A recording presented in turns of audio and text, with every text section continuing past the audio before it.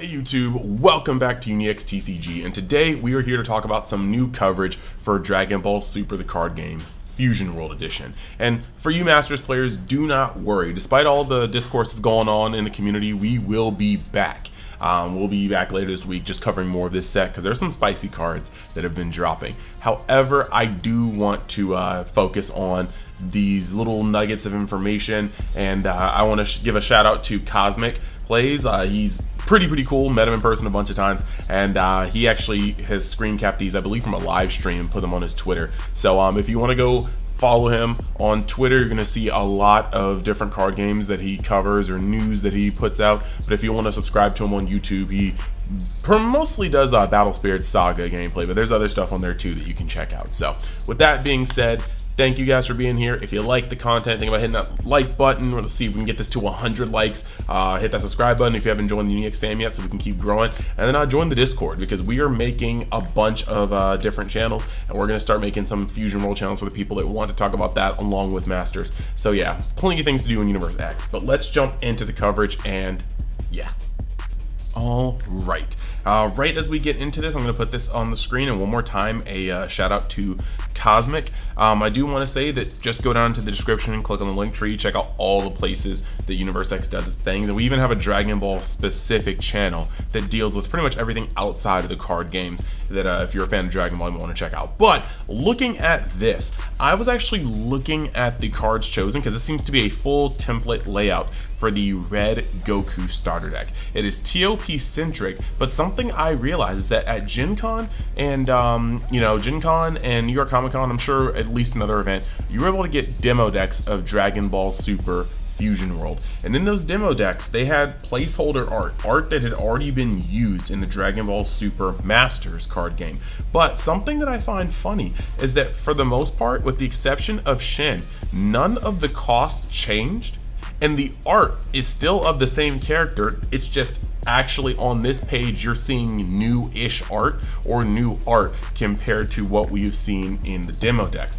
For example, this is the 5-drop Super Saiyan Blue Goku that seems to be the face card of this starter deck, the face card and the boss card. Pay no attention to the effect, because I'm sure the effect could change and probably will change, but this is that card. If you want to go further than that, you got a 4-drop Ultimate Gohan, which is also going to be funny because you can see right here they are definitely focusing on the Ultimate Gohan, you know, just being as maybe the second foil card, because Bandai likes to do that. They like to have, you know, one card that's foil with the lots of embossing and whatnot in the texture, and maybe another card that's just foil in the deck. That's at least how the Dragon Ball Star decks have gone.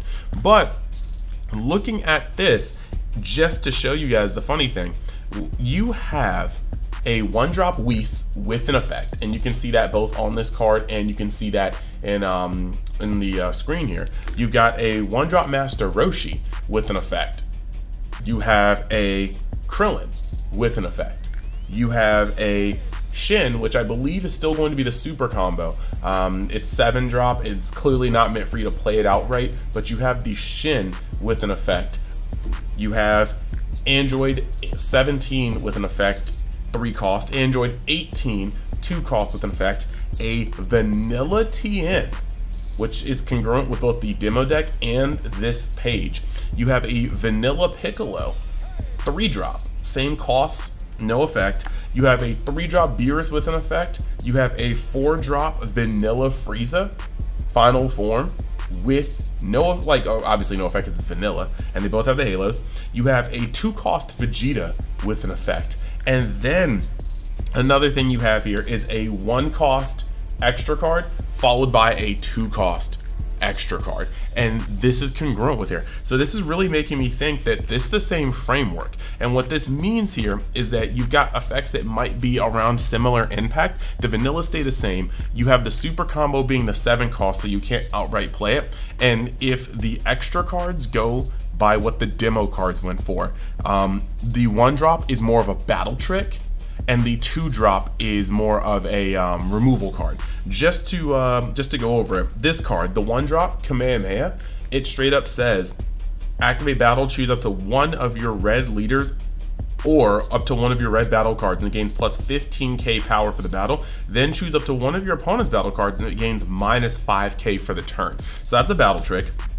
And the 2-drop says God Kamehameha. Permanent, if you have no battle cards, reduce the cost of this card in your hand by 1 red, making it a 1-drop. And then activate main, choose up to one of your opponent's battle cards with 30k power or less and KO it, so it's removal.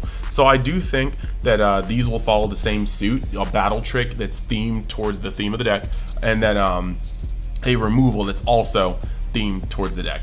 And then plus that, you've got the 2 face cards of the set. So this is actually going to prove to be fairly interesting in my opinion. You're going to be able to kind of map out a little bit more based off of this info, and that's the type of stuff I love. So with the TOP theme here, I think it's very, very important to note that with the starter decks, generally, I'm not going to say for sure, but generally the first set, or the set that the starter deck is released in correlation with, has some sort of thematic ties to the starter deck or vice versa. So do not be surprised, especially with Fusion World coming out this late in the game, do not be surprised that they're not starting with like the Sand Saga and moving forward. They're going to jump around to points of hype that they feel like they can cash off of and that it will make good sales. And therefore, I can easily see us getting an Ultra Instinct card, you know, Super Saiyan Blue Evolution Vegeta, these sort of things in set 1 in red. And if they do the kind of thing where they have like a leader on one side that's more of a protagonist, and leader on the other side is more of an antagonist, don't be surprised if we get like a set 1 Jiren red leader alongside of like a Goku. Don't know if they're going to do that yet, just like what they do with Masters, but I'm at the very minimum not going to be surprised seeing an Ultra Instinct like chase card in set 1. So now we're gonna move over to the next deck. You have got the Vegeta deck that seems to be focused around Battle of the Gods. So once again here, if they're doing the diametric setup for each color, I would not be surprised if the other end of this color was Beerus. So don't at me, but I just feel like that's a possibility. Now you have this, and once again, these match up completely with the demo deck in terms of which cards are vanillas, which cards are not, which cards are the super combo, which seems to be Videl. She's the only 7 cost in the entire deck. And then you have the face cards being the Vegeta, which again was the boss card in the demo deck, and then a Gotenks, which was the sub boss card. So with stuff like this, I would not be surprised if in set you saw a Super Saiyan God Goku being the de facto boss monster for this deck. Maybe even a Rage Boost Vegeta for when Bulma got slapped by Beerus. And then of course we've got the Gallic Gun and the Big Bang Attack, which were the battle tricks as well as the removal. So I think that that's actually a really, really cool piece right there, and I really do love how the demo decks were closer to the mark than we thought. This is all, for the most part, art that we have not seen in the Masters game, and that's just because they had to use placeholders that they already had access to, if I'm not mistaken, for the demo decks. But now we're starting to see what the art's going to look like, and we already got a taste of the foiling from the exhibit in New York Comic-Con that I had a short on. If you guys want to go back to that, I'll leave the link in the description. Now the next card, our next set we're going to go off of is very interesting, because going over to it, it is all green, and at first we thought it was going to be a Broly deck, but there are a couple weird things. It seems to just be a pure sand deck, and not pure sands as in like, oh, pure sands, it's just like pure sands that only come from one movie, or Broly. No, this is like pure sands that grew up on Namek, or not Namek, wow, Planet Vegeta. So what we have here for the face cards is a 5-drop Turles. So it's like almost like movie boss sands, but you also have Vegeta Nap in here, so it's weird. You have Turles, a 5-drop Turles, and an 8-drop Dragon Ball Super Broly. This deck is the one that has the loosest theme by far, but in there what we're seeing is the 2-drop seems to be one of Paragus' troopers for when he had that new planet Vegeta. You've got the 1-drop being some of those kids that were on the planet as well. You have a 2-drop Nappa Vanilla, you have a 2-drop Paragus, another 2-drop Paragus, a 4-drop Vanilla Broly, a 6-drop Vanilla Broly, a 3-drop Vegeta, a 7-drop super combo King Vegeta. You've got another alien from some other movie. I'm not sure if that's, I don't think that's still a Broly movie, but then you've got a 1-drop vanilla Raditz, as well as the removal and battle trick, if I'm not mistaken, cards for extras. Now, we already know that Broly does ramp. I believe he sacrifices HP for additional energy, so that's why some of his cards are statted higher, like the 8-drop Broly. Whether this is going to be an EX evolve where they expect to get you to 8, that's going to be a thing, but the 5-drop Turles being your secondary boss monster definitely screams that this deck is going to have a higher curve than most other decks. So look forward to that. I do like having the idea of both Brolys in the same deck. It looks like it's going to be a little looser. Don't at me on this, but Dragon Ball Super Masters has become a very archetype heavy game, and I do believe that's because with the complexity, they want to weed out as many unintentional interactions as they can, and so they try to limit things to their own individual archetype. Where it looks like Dragon Ball Masters, or Dragon Ball Fusion World may actually be more just color based and theme based, not archetype based. So that's why you can have a deck that has a Turles, a Super Broly, a normal Z Broly, Z Paragus, King Vegeta, Vegeta and Nappa. Like, there's a lot of stuff going on here. So moving to the next one. Once again, we have a mixing of different eras. This is a Frieza deck, and you already know we got a Frieza that can looks like his boss cards are a King Cold as the sub, and then a Frieza as the primary boss card, a golden Frieza. And in this deck, you have Kui as a 3-drop with an effect, a Zarbon with 2 costs and effect. You have a 4-drop Sashimi with no effect, a 1-drop Sorbet with an effect, Tagoma Vanilla, Chilai Super Combo, Dodoria, a Frieza, a 2nd form Frieza, a 3rd form Frieza, which makes between these 3 cards and between these 3 cards, the leader flipping over to be final form, and then this 5-drop golden Frieza, you have pretty much all of Frieza's forms represented here, and I think that's actually pretty cool. You also have a 1-drop battle trick as well as a 1-drop removal. Now granted, I will say right here with my Dragon Ball experience, I think that because they're both 1-drops, one is going to be a battle trick, don't get me wrong. I think the other one will either be a way to tap down your opponent's battle card to swing at it, or maybe a way to activate battle, tap something else. Because with the cost of 1, I don't see it destroying a card like the green, blue, and red will. I assume the green and blue ones, we already know they remove cards or bounce cards. The green one, I don't see why it would not just destroy a card based off of cost. That's very in theme for green if they keep the same themes.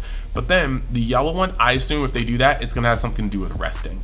And since this deck doesn't have counters, I don't know how this is gonna work. This isn't gonna be a cold bloodlust as far as I know.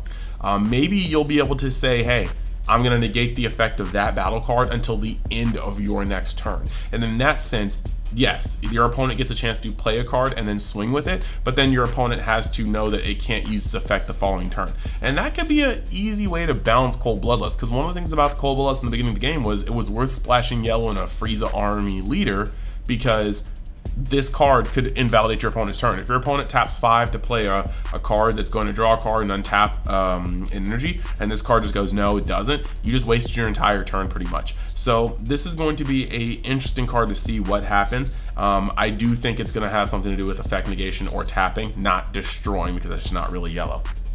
So that is going to be what the 4 decks are basically are, and I think that that's actually pretty cool that we kind of see this overview. I can't wait to see the effects on these cards. But the next slide we're going to go into is actually going to be the fact that there's going to be an open beta for the online client for Dragon Ball Super Fusion World, and they will be using the 4 starter deck leaders. You got the Goku that may still awaken into a I think this Goku is a normal Goku that woke into Super Saiyan, I think. So yeah, you have a Goku that's there, you've got a Frieza that's there, you've got the Broly that's there, and you've got the Vegeta that's there. Now, if I'm not mistaken, you have a base Goku that flips into Super Saiyan Goku, you've got a base Vegeta that flips into Super Saiyan Vegeta, you've got a first form Frieza that flips into normal final form Frieza, and then you've got a unawakened Broly that flips into the legendary Super Saiyan Broly.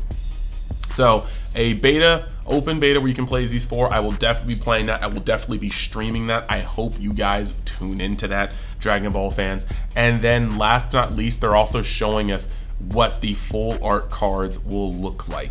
And these aren't alt arts, but these are full arts. And in Dragon Ball, we haven't really gotten too many things like that. Like our like SPRs definitely go hard, but I think that if they're trying to tilt this more towards One Piece-esque structure, and you know, we have our alt art leaders and our alt art like cards, I think this could be a really, really cool way to get collectors back into this game in an invested manner. I think this is something that can really, really work. So I'm going to be following this heavily and also be trying to keep track of masters as well. But yeah, I hope you guys enjoyed the video. I hope this was informative, and I really do like the way that we have clues already kind of stemming into what this game could look like. So thank you guys for watching. I hope to see you guys in the next video.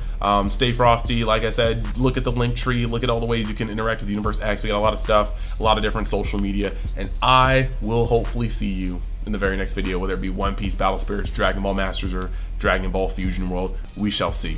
Later.